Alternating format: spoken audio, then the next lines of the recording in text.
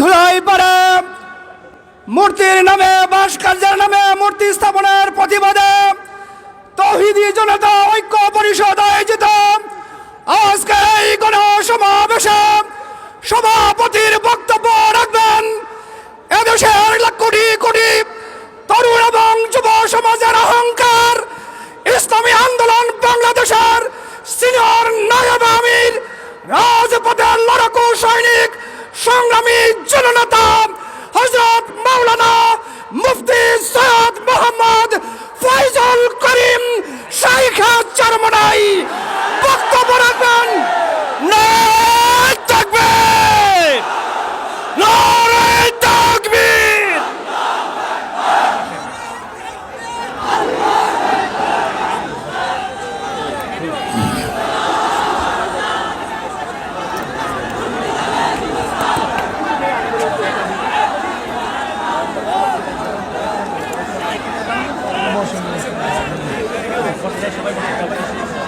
نحمد ونصلي على رسوله الكريم أما بعد فأعوذ بالله من الشيطان الرجيم بسم الله الرحمن الرحيم إن الدين عند الله الإسلام درشد اللهم صل على سيدنا ونبينا وشفيعنا وحبيبنا مولانا محمد صلى الله عليه وعلى آله وأصحابه وبارك وسلم আজকে মজলিসের ওলামায়ে কেরাম সর্বস্তরের তৌহিদি জনতা আমরা এখানে কেন এসেছি?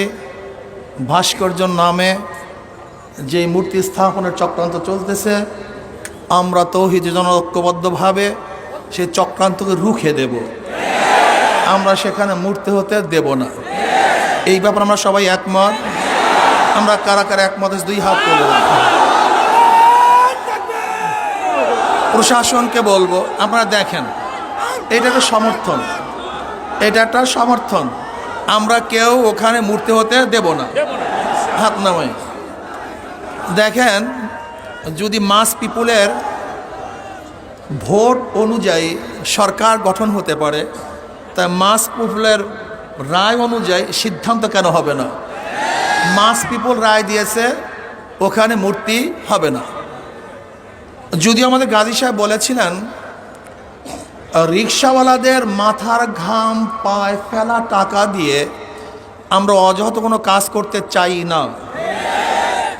যে দেশের মানুষ এখনো খোলা আকাশের নিচে ঘুমাচ্ছে, যে দেশের মানুষ এখনো বস্ত্রহীন চলছে, যে দেশের মানুষ এখনো চিকিৎসাবিহীন মারা যাচ্ছে, যে দেশের মানুষ আজকে ডাস্টবিনে কাক কুকুরের সাথে খাদ্যের জন্য লড়াই করছে, সেই দেশের টাকা দিয়ে ওখানে মূর্তি স্থাপন করা হলে বাংলাদেশের মানুষ মানতে পারে না, সহ্য করতে পারি না। এদেশ কার বাবার দেশ নয়, এদেশ কার দাদার দেশ নয়। আমাদের টাকা দিয়ে মূর্তি স্থাপন করতে দেওয়া হবে না। আন্দোলন করবো, সংগ্রাম করবো, জিহাদ করবো, লড়াই করবো। ভাইয়েরা আমার, কথাবার্তা ক্লিয়ার। যদি আপনি মূর্তি স্থাপন করতে চান, মূর্তি স্থাপনের জায়গা আছে, মন্দির, সেখানে মূর্তি স্থাপন করেন, 1000 মূর্তি স্থাপন করেন, কিন্তু বাংলাদেশের 92% মুসলমানদের ভূমিতে কোন মূর্তি চলবে না, চলতে হবে না। রক্ত দিতে চাই না, যদি দেয়া শুরু করি বন্ধ করব না। রক্ত দিতে চাই না, দেয়া শুরু করলে রক্ত বন্ধ হয় না। মুসলমানের রক্ত কেউ বন্ধ করতে পারে নাই। আমরা সেই খালিদ বিন ওয়ালিদের উত্তরসূরি, আমরা আবু বকরের উত্তরসূরি, আমরা ওমরের উত্তরসূরি, আমরা আলীর উত্তরসূরি, আমরা বদর হাতিয়ার, আমরা খান্দকের হাতিয়ার, আমরা উহুদের হাতিয়ার। আমরা জাগ্রত হলে আবু জাহেলকে গোটা দুনিয়া থেকে বিদায় না দেওয়া পর্যন্ত মাঠ ছাড়ার প্লেয়ার আমরা নই। তারা ভাইয়েরা আমার, কথাবার্তা ক্লিয়ার। আমি প্রশাসনকে অনুরোধ করব, রক্ত দিতে চাই না, মারামারি করতে চাই না, বিচ্ছেদ করতে চাই না, বিভেদ করতে চাই না। শুধু চাই শেখ সাহেবের রুহের মাগফিরাতের জন্য এমন এক ব্যবস্থা করা হোক, সুন্দর একটা কাজ করা হোক, কিয়ামত পর্যন্ত মানুষ তার জন্য দোয়া করবে। কিন্তু আমরা রাশিয়ার লেনিনের 72 মূর্তি যদি ক্যারেন দিয়ে তুলে সাগরে নিক্ষেপ করতে পারে, তাহলে আমি মনে করি শেখ সাহেবের এই মূর্তিকেও আজকে হোক কালকে হোক উঠিয়ে সেটা এই বুড়িখামে নিক্ষেপ করবে। তখন লজ্জিত হবেন, অপমানিত হবেন। আমরা শেখ সাহেবকে আহ্বান করতে চাই না, তাকে লজ্জিত করতে চাই না।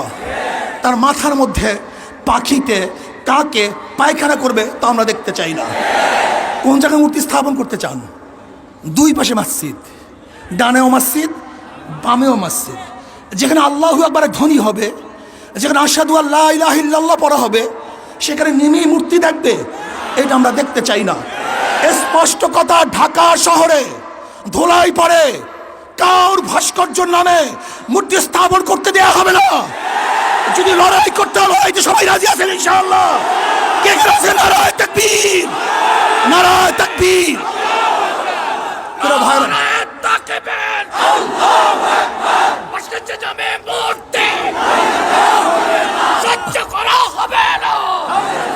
যদি আপনি বন্ধ করেন, কোনো কর্মসূচি থাকবে না। এই পর্যন্ত আমাদের কর্মসূচি। আপনার কাজের উপরে ভবিষ্যৎ কর্মসূচি নির্বাচন করবে, নির্ধারিত হবে। যদি মূর্তি স্থাপন করার চেষ্টা করেন, এমন ঢেউ দেওয়া হবে। এইটা তো মাত্র 1 নম্বর সিগন্যাল, 2 নম্বর বাকি হয়ে গেছে, 10 নম্বর বাকি। মহাবিপর্যয় কথা বাকি আছে। এমন টর্নেডো সৃষ্টি হবে, ভেঙে তছনছ হয়ে যাবে ইনশাআল্লাহ। টর্নেডো, মহাবিপদ সংকেত, মানুষের ঢেউয়ে মূর্তি সব বুড়িগঙ্গায় পড়ে যাবে, ওখানে মূর্তি থাকতে পারবে না। কাজে আল্লাহ পাক আমাকে এবং আমাদের সবাইকে এই মূর্তি বিরোধী আন্দোলনে অংশগ্রহণ করার তৌফিক দান করুন। ভবিষ্যতে যখন ডাক দেওয়া হবে, সবাই রাজি আছেন ইনশাআল্লাহ? সবাই চলে আসবো। আজকে এখানেই আমাদের কর্মসূচি সমাপ্ত। শান্তিপূর্ণভাবে আমরা কর্মসূচি আসলে আলহামদুলিল্লাহ শেষ করছি। যারা সহযোগিতা করছেন, খাস করে প্রশাসনের আমি বন্ধুদেরকে শ্রদ্ধা নিবেদন করতেছি, ধন্যবাদ জ্ঞাপন করতেছি। আপনারা ভালো কাজে এইভাবে সহযোগিতা করবেন, আমরাও ভালো কাজে আপনাদের পাশে থাকবো। আল্লাহুম্মা আমিন।